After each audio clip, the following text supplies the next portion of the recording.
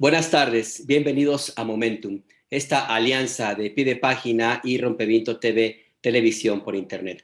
Por única vez estamos transmitiendo a esta hora, como usted seguramente se habrá dado cuenta, por la mañana tuvimos algunos problemas técnicos que por fortuna ya se han logrado resolver. Y vamos a continuar con la oferta inicial que le habíamos hecho de estos temas que queremos abordar, compartirle a usted una mirada de lo que ocurre en estos momentos en nuestro país, en México. Y uno de los temas con el que quisiéramos empezar, que nos parece fundamental y que ha cobrado muy poca relevancia en los medios tradicionales, es lo ocurrido en Camargo, Tamaulipas, una población cercana a Nuevo León, donde esta semana aparecieron 19 personas calcinadas a bordo de una camioneta. Al parecer, fueron asesinadas antes de ser sus cuerpos incinerados.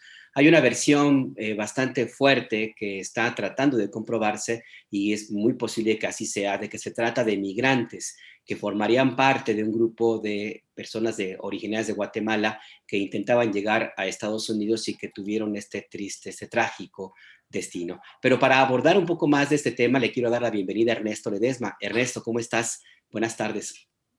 Gracias, mi querido Alberto. Buenas tardes a ti, buenas tardes a todo el auditorio.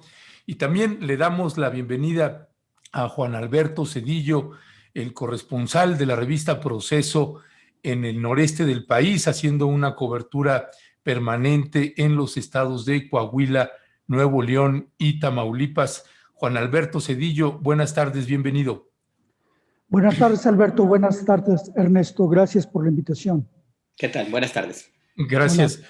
Pues retomando un poquito esta parte que señalaba al inicio Alberto Nájar, permítanos darle una ubicación también geográfica de dónde estamos hablando, porque tenemos la costumbre a veces de hablar de estados o municipios poblados y luego lo que ahora hemos acordado acá a Pie de Página y Rompeviento TV es que en los temas que vayamos abordando también vamos a intentar presentarle una ubicación geográfica del tema al que nos estamos refiriendo. Y aquí, de un tema tan dramático, otra tragedia más, otra vez en Tamaulipas y ahora en un poblado, Santa Anita del municipio de Camargo. Pero hay la versión de una en donde se cometió el homicidio y otra en donde los incineraron.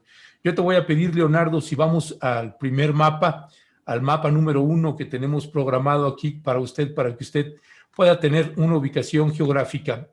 Este mapa es el de Coahuila, Nuevo León y Tamaulipas, que es lo que usted está viendo. Y ese es para que usted tenga la referencia de los estados de los que estamos hablando, estados contiguos y precisamente los estados en los que Juan Alberto Cedillo le toca hacer una cobertura. De ahí tenemos el mapa número 2, que también es un tema que damos mucha cobertura también acá en Rompeviento TV, en Pie de Página, y que una cobertura también importante que hace Juan Alberto Cedillo, y que es lo que se conoce como la ribereña. Usted está viendo en ese mapa, en la línea azul, ese es el río Bravo, que divide la frontera de México con los Estados Unidos. La línea amarilla que usted está viendo es lo que viene siendo la carretera. No le haga mucho caso si no la respeto, si no estamos respetando específicamente cada kilómetro, pero eso es lo que se conoce como la ribereña, que va desde Nuevo Laredo hasta Reynosa, Tamaulipas, y ahí hasta Matamoros, que ya lo tenemos ahí, como lo marcamos en el mapa. Y estos poblados que son un referente, que hemos estado dando una cobertura permanente ahí con Juan Alberto Cedillo, hablando de Nuevo Laredo, de Ciudad Miguel Alemán, de Reynosa y de Matamoros. Y en esos tramos es donde pasa todo lo indeseable, todo lo inimaginable. Y nos vamos aquí al mapa número 3, es decir, es como si estuviéramos haciendo un zoom. Y aquí usted ve los poblados contiguos entre Ciudad Miguel Alemán y Reynosa. Y nos trasladamos al mapa número 4, por favor, que aquí está usted viendo Ciudad Mier, un poblado conurbado a Ciudad Miguel Alemán que se llama Los Guerra, un poblado por demás también muy complicado, ya hemos platicado, seguiremos hablando más, Ciudad Miguel Alemán y Ciudad Camargo, que usted lo está viendo ahí.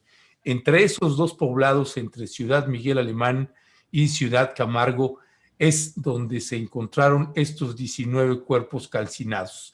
Hay una versión que ha dado, si regresamos ya a cuadro, por favor, el gobernador de Tamaulipas, Cabeza de Vaca, pues dio ya una breve conferencia de prensa. Lo que dijo es lo que dijo y nada es prácticamente lo mismo. Por eso, aunque lo vamos a poner disponible en nuestras redes para que usted escuche la versión oficial del gobernador de Tamaulipas, pues es básicamente lo mismo Alberto Nájar, lo mismo Juan Alberto Zedillo. No, este crimen no va a quedar impune, actuaremos con apego a derecho. Aquí en Tamaulipas no vamos a permitir la criminalidad, que el crimen reine en este estado. Palabras más, palabras menos del gobernador Cabeza de Vaca. Juan Alberto Zedillo, hay varias versiones que se han estado hablando sobre este caso. Tenemos varios videos que hemos ido conjuntando. Si fueras tan amable de compartirnos pues la narrativa, la narración con base a la investigación y a la información que tú has obtenido. Gracias. Mira, primero dos precisiones que me parecen importantes. Una, que esta frontera chica, esta carretera La Ribereña, en un momento dado, desde el sexenio de Peña Nieto y antes con Felipe Calderón, está considerada como una de las carreteras más peligrosas del país. Si no es que la primera, la segunda carretera donde prácticamente era un triángulo de las Bermudas, donde desaparecieron cientos de personas. Y lo segundo es lo que dice Alberto, que tristemente esta tragedia no está apareciendo en la mayoría de los medios, o apareció como una simple nota más. Es decir, es una tragedia sin precedente en México que, desgraciadamente, por la normalización de la violencia, ahora se ve como una tragedia más, que aparezcan 19 cuerpos calcinados en una zona remota, a pocos metros, kilómetros de la frontera con los Estados Unidos. Pero la versión que hasta ahorita se ha podido recolectar entre los testimonios es más o menos lo siguiente, que el domingo por la tarde, el domingo 22 de enero, por la tarde arribó un comando de la llamada Tropa del Infierno por la brecha 57, que es un camino vecinal que termina en Los Guerra, precisamente. Esa brecha 57, si uno pudiera volar un dron por esa zona, podría encontrar una buena cantidad de camionetas calcinadas que ahí están, como un estacionamiento, como un museo del horror de los enfrentamientos permanentes que ocurren entre el cártel del Golfo y los antiguos Zetas, que ahora se llaman Cártel del Noreste. Por esta carretera llega un comando que busca a un miembro del Cártel del Golfo que le dicen el Entenado, lo van a buscar, en Miguel Alemán. Se supone que el Entenado se les escapa, venía un comando bastante grande, por eso no los enfrentan y llegó más bien en el día.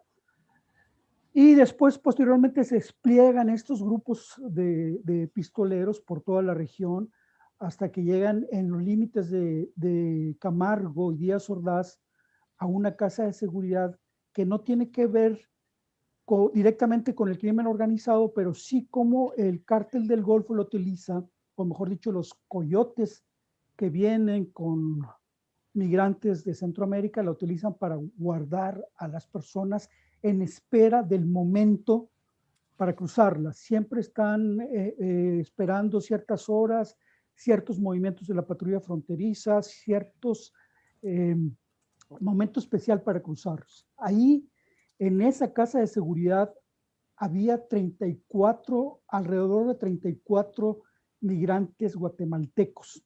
Esto ya es en el cruce de la información que ha habido entre los colegas que están en Guatemala y los que estamos trabajando esto acá en el noreste. Cuando llegan los pistoleros a esa casa de seguridad, 12 y uno de los polleros huyen cuando los ven llegar. Se quedan 19 entre ellas 3 mujeres y el resto hombres. Se supone que ahí, obviamente los detalles ya de esto no se conocen particularmente, se supone que ahí después de interrogarle lo que haya sucedido, los mata. Para poderlos sacar de la zona y dejarlos en otro lugar donde tuviera menos impacto el crimen, que no fuera ya en la frontera chica, se los llevan en una camioneta hacia el sur, y ya en el sur, cerca de la frontera con Nuevo León, ellos, yo considero que los intentaron dejar en la frontera con Nuevo León para bajar la plaza de Tamaulipas, bajarle el problema a Tamaulipas. En ese momento los incineran a los 19 cuerpos, los dejan ahí, pero para esto la persona que había huido, el coyote guatemalteco que había huido con los 12 migrantes, reportan la tragedia a sus familiares en Guatemala. Prestó la mayoría de estos 19 personas, alrededor de 13, 14, venían de una zona de Guatemala de extremada pobreza que está en el occidente, que se llama Comitancillo, y la zona de San Marcos. Por eso inmediatamente en Guatemala empiezan a salir nombres, el Congreso está a decir que se están investigando, y una buena cantidad de familias de estos migrantes que fueron asesinados en Santa Anita van y se realizan la prueba de ADN. En la entrevista que yo tengo con los voceros de seguridad, en particular con Luis Felipe Rodríguez, que es el vocero de seguridad de Tamaulipas, me cuenta que ya les realizaron la prueba de ADN a los 19 cuerpos y ya están trabajando con las autoridades guatemaltecas para cotejar que los familiares y el ADN que encontraron haga match y de esa manera poderlos identificar. Ya, gracias, Juan Alberto Zedillo. Alberto Nájar. Pues vaya que es algo, como lo acaba de contar Juan Alberto Zedillo, pues bastante fuerte lo que está ocurriendo. Es una zona que está en disputa, como comentaba nuestro compañero, desde hace varios años, y que es como de esas reminiscencias de la historia antigua que tiene Tamaulipas, el pleito entre los antiguos Zetas, el cártel del Golfo, que alguna vez fueron aliados. Hubo en esa región, según recuerdo, una masacre igual en enero de 2019, la comentábamos por la mañana, donde también creo que fueron 25 cuerpos, algo así, ¿no, Juan Alberto? Sí, así es. Sí, es 29 cuerpos y que pues fueron velados ahí en Ciudad, otra vez en Ciudad Miguel Alemán, como estábamos, porque en ese sí la recuerdo perfecto, porque me tocó estar precisamente por ahí. Y hay, pensando también en la versión y en la postura, en el discurso oficial, así como hablaba hace un rato de pues la especie de conferencia de prensa que dio el gobernador Cabeza de Vaca, el gobernador de Tamaulipas, que hizo una declaración de 1 minuto, 40 segundos, esa fue la conferencia de prensa, y ahí terminó la conferencia. Pero ahí también fue abordada en la mañanera la secretaria de Gobernación, Olga Sánchez Cordero, y tenemos aquí la declaración de pues, la secretaria de Gobernación sobre este tema, guatemaltecos, Olga Sánchez. Es el video que, como lo tenemos titulado, y que te voy a pedir, mi querido Leonardo, si escuchamos a la secretaria de Gobernación, qué es lo que dice la postura del gobierno sobre este tema.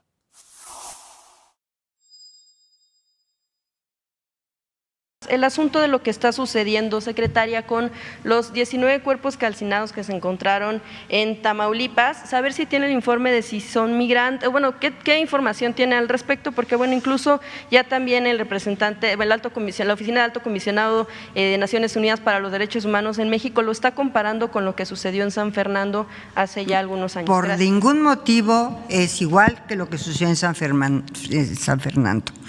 Todos los días, a partir de que sucedió este evento, hemos estado en el Gabinete de Seguridad viendo los avances que se tienen sobre esta situación. Y te puedo decir te puedo decir con mucha seguridad que se ha avanzado y que se ha avanzado muchísimo, que tenemos mucha información, aquí está la secretaria de Seguridad y Protección Ciudadana, no sé si quiera decir algo sobre esto, pero que tenemos mucha información y si me permites, no dártela en este momento, porque tú sabes perfectamente que estas investigaciones tienen que llevarse a cabo en la mayor de las secrecías, pero sí te aseguro algo, no es un San Fernando. ¿Por qué? Porque estamos avanzando en la investigación de manera contundente.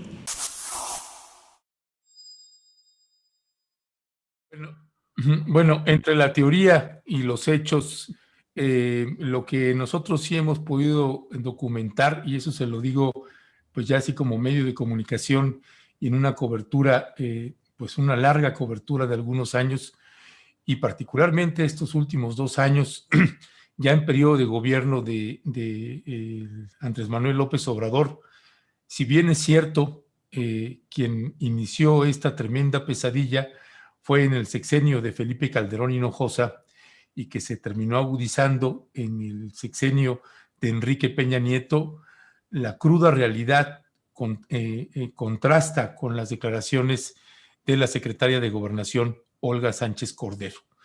Y si no, se lo pueden decir los habitantes, por ejemplo, de Nueva Ciudad Guerrero, que es un poblado contiguo a Ciudad Mier, a escasos 15 minutos, 15 kilómetros, y también se lo pueden decir los de Ciudad Mier, así como los de Ciudad Miguel Alemán, que son otros 15 minutos, y de ahí toda esa parte de la ribereña es prácticamente intransitable. Yo te voy a pedir ahí, Leonardo, si puedes poner otra vez el mapa de la ribereña, por favor, porque le vamos a mostrar algo que me parece que ilustra.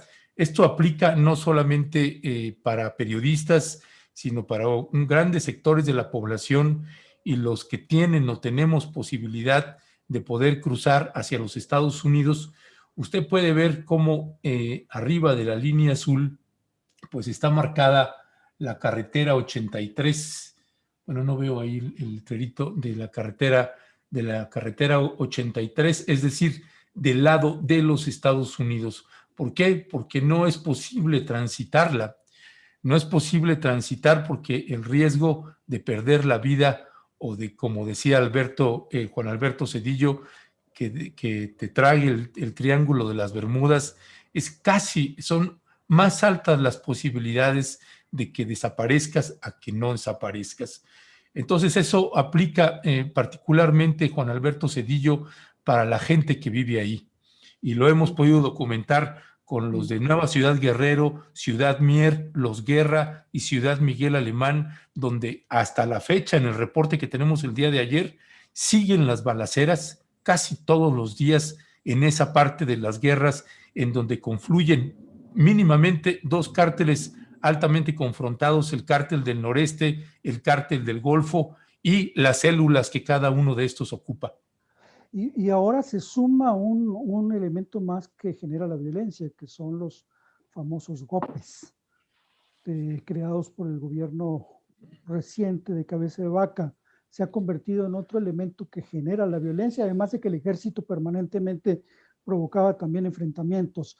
Para tener un poco más de referencia de esa zona, por ejemplo, había que remontarse a los tiempos de Juan N. Guerra, el famoso fundador del Cártel del Golfo. Juan N. Guerra empezó precisamente traficando whisky por todo lo que se conoce como la frontera chica a finales de los años 20, los años 30, cuando está la prohibición de la venta de alcohol en los Estados Unidos. Entonces se convirtió en el principal punto para traficar whisky y alcohol para su venta en Estados Unidos. Posteriormente se convierte en uno de los principales puntos para traer mercancía prohibida en México, todo lo que era fayuca en ese entonces y de todo tipo de aparatos electrónicos, y más recientemente es el punto fundamental por donde se cruza la droga hacia los Estados Unidos, por donde se están pasando los migrantes centroamericanos y por donde se están pasando armas de los Estados Unidos, de Texas hacia México. Por eso se vuelve un punto estratégico todos los pueblitos estos, Río Bravo, Miguel Alemán, Camargo, Ciudad Mier. Hay que recordar que en un momento de la guerra, cuando los Zetas rompen, el cártel del noreste rompe con el cártel del Golfo, toda esa zona se convierte en punto de guerra, en teatro de guerra, y Ciudad Mier, por las balaceras constantes que existían, llega a registrar que el 75% de su población se sale de Ciudad Mier y se va en éxodo caminando por la ribereña a refugiarse a Miguel Alemán. Esto estamos hablando del 2011, cuando un poblado se sale en su conjunto por la violencia que estaba sucediendo. Eso de alguna u otra manera continúa y provocó que en el sexenio de Felipe Calderón se crearon unos grandes cuarteles que supuestamente iban a frenar la violencia afuera de Ciudad Mier, y no lo ha frenado. Ahorita la Guardia Nacional tiene desplegados en Tamaulipas y en particular en la zona esta 2.912 efectivos, pero Tamaulipas sigue siendo un hoyo negro para la información. Entre el cártel del Golfo y entre el gobierno de Tamaulipas impiden que los medios locales y los medios nacionales que no pueden tener acceso, pues difundan lo que se tiene que difundir de la violencia y la inseguridad en Tamaulipas. Sí, esta es una, perdón Ernesto, es a propósito de esto que dice Juan Alberto Cedillo. Sí, Tamaulipas es una zona de silencio, ahí te llegabas a enterar en algún momento, justo por 2011, por esa época 2010, por los tuiteros, por las cuentas de Twitter. De hecho, la guerra también se libraba en Twitter, se crearon cuentas. Se libra, sí, en ese entonces se crearon cuentas de... algunos decían que auspiciadas por el gobierno federal, la Secretaría de Marina sobre todo, para tratar de captar o de entrar o de detectar a quienes estaban de uno u otro modo interactuando, y a partir de ahí tratar de seguir la pista. Los Zetas también en algún momento asesinaron a una famosa tuitera, creo que fue en Nuevo Laredo, ¿no? En Reynosa. Como una especie de mensaje. Creo que no estábamos teniendo audio mientras estaba hablando Juan Alberto Leonardo. Ya, ok, perdón, sí. Juan Alberto. Se alcanzó a escuchar lo de la ejecución extrajudicial, ¿verdad? Sí. No, entiendo según comentarios, perdón, no me he dado cuenta que después de que hablé yo, ya no se dejó escuchar. Bueno, el asunto es que sí, lo que sí está confirmado es que los GOPES realizan una ejecución extrajudicial en Nuevo Laredo contra 8 presuntos miembros del cártel del noreste, que los sacan de sus casas, lo llevan a otra residencia, una casa en un fraccionamiento popular, sacan una camioneta baleada de un depósito de autos de la policía o de tránsito, la llevan afuera de la residencia y simulan un enfrentamiento. Por esta ejecución extrajudicial hay varios miembros de la Policía Estatal de este grupo de élite GOPES que fueron señalados como responsables de simular un enfrentamiento cuando en realidad se trató de una ejecución extrajudicial. Confirmar si son los GOPES los que realizaron la situación de Santa Anita es simplemente imposible en estos momentos. Ya, bueno, gracias, Juan Alberto. Ahora, a ver, retomando un poquito ya para despedir, porque ya tenemos a la siguiente invitada, que también está allá en Tamaulipas y está también en una zona complicada. Acá el tema es otro, Juan Alberto, pues es todo lo que está pasando con las maquiladoras y los trabajadores ahí, que también una situación muy crítica. Pero antes de pasar con ella, que se encuentra también en carretera y que está haciendo un alto para poder enlazarse con nosotros, Juan Alberto, en esta parte de los GOPES, pues es algo muy parecido como en Coahuila con los GATES, como en Veracruz con esas fuerzas especiales también. Cada vez que un gobernador crea una corporación de fuerzas especiales, se convierten en una pesadilla para los propios pobladores. Sí, sin duda, en Coahuila, los GATES que sustituyen a la Policía Estatal, se supone que las policías estatales en un momento están bajo el mando del crimen organizado. Se los intentan quitar supuestamente para enfrentar al mismo crimen y terminan contaminando eso o terminan operando igual que los cárteles, pero ahora con uniforme. En el caso de Coahuila, los GATES finalmente tienen más de 1,000 denuncias por diversas delitos, violaciones de derechos humanos, asesinatos, secuestros, etcétera, en Coahuila ante la Comisión Estatal de Derechos Humanos. Se convirtieron en otro cártel que estaba combatiendo supuestamente a los Zetas con toda la violencia del crimen organizado. Pero esto se debía básicamente porque los Zetas rompen la alianza con el gobernador de Coahuila, Rubén Moreira, y le declaran la guerra. Y entonces el gobernador suelta a los GATES como el instrumento y su grupo de fuerza para combatir a los Zetas y se van contra toda la población que ellos consideraban que estaban bajo el segundo círculo o la órbita de ese grupo criminal en Coahuila. Lo mismo está pasando más o menos en Tamaulipas, es decir, estos grupos se convierten en otro instrumento más de la violencia que no tiene control. No tiene control, y esa es la historia de Tamaulipas desde hace ya bastantes años. Yo creo que, no sé, desde los 97, que es época cuando nacieron, 96, cuando nació el grupo de los Zetas, más o menos por esa época, 97, me tocó todavía visitar cuando estaban en formación, 97, 98, que se decidió desplegar a la policía, a militares en lugar de policías judiciales federales, y luego Osiel Cárdenas Guillén, el Matamigos, pues los simples sencillamente les pagó más, formaron su grupo de guardia militar para cuidar al patrón. Todos eran militares de élite, los famosos GAFES, ¿recuerdan, Ernesto y Juan Alberto Cedillo?